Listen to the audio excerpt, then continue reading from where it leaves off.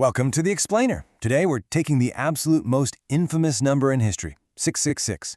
And, well, we're stripping away all those Hollywood horror tropes. Instead, we're opening up an ancient, unsolved cold case to see exactly how the very first historical detectives approached this ultimate mystery. 3 sixes. I mean, it's this massive looming number that everyone recognizes instantly, right? Plastered across pop culture, stamped on heavy metal album covers, whispered about in wild conspiracy theories, it carries this incredibly heavy cultural weight today.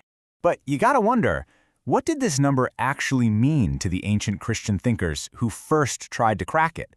Remember, they didn't have horror movies. They had ancient texts, complex historical timelines, and mathematical codes. For them, this wasn't about spooky aesthetics at all. It was a deeply intellectual, theological puzzle. So how on earth did they approach it? Well, let's dive right into Clue 1, the symbolism of sixes. To the ancient scholar Bede, the number 6 wasn't just some random digit.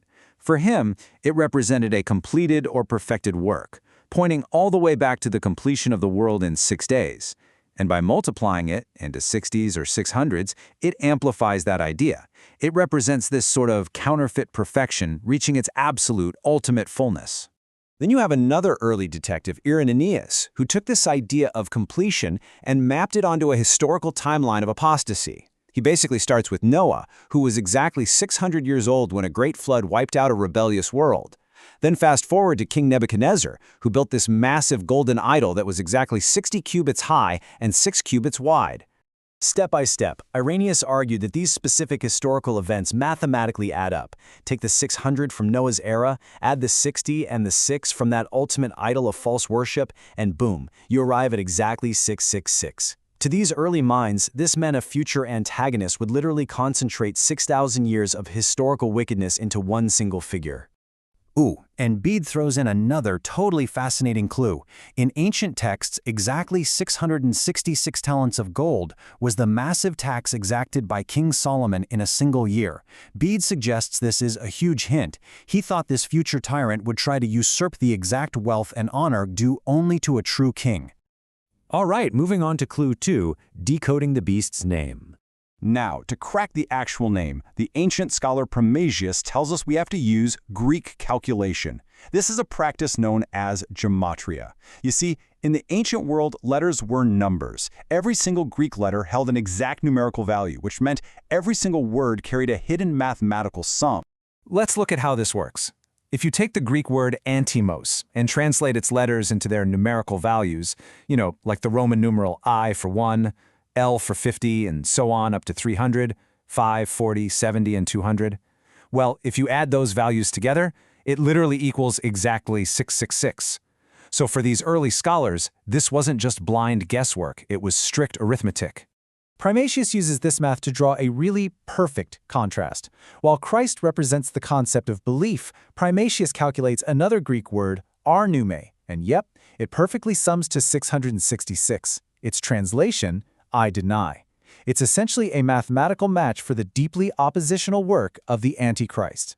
And going back to that first calculation, entamos translates to contrary to honor.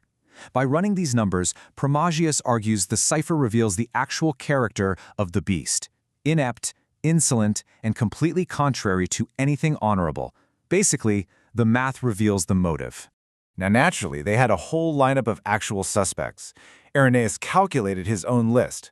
He looked at euanthus, but kind of dismissed it. He checked Latinos, which mathematically fit and represented the ruling Latin kingdom of Rome. But his prime suspect? Teton. Not only does it equal 666, but he felt it carried the aura of an ancient, vengeful tyrant claiming royal dignity. Which brings us to clue 3, the Antichrist's shameful persona.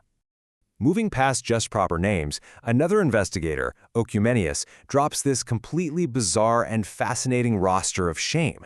He says the math of 666 translates into these specific titles: unstable, evil guide, truly harmful, ancient slanderer, and strangest of all, unjust lamb. Incredibly, he thought the beast might actually claim these names for himself. I mean, think about how profound that is. The culprit's very nature is to revel in wickedness. He completely flips traditional morality on its head, right? Rejoicing in titles like the unjust lamb that normal people would find utterly shameful. His glory is literally his shame. Okay, finally. Clue 4, the danger of guessing. After all this intense, ancient code breaking, we reach a massive plot twist. Irenaeus, the very guy who gave us the Titan theory, hits us with a profound warning. He says guessing is actually hazardous. Why? Because the math is almost too perfect, and countless names can add up to 666. He realized that obsessing over one exact name completely distracts you from the actual truth of the prophecy. And Andrew of Caesarea backs this up brilliantly. He points out that, look, if humanity actually needed to know the specific name right then, divine grace would have simply printed it in the text.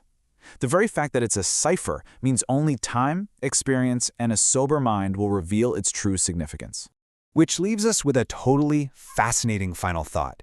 We've seen these ancient warnings that 666 is meant to reveal the overarching nature of deception and shamelessness, rather than just pointing the finger at one specific guy. But knowing human nature and our absolute obsession with solving a good mystery, are we ever truly going to stop trying to crack the code?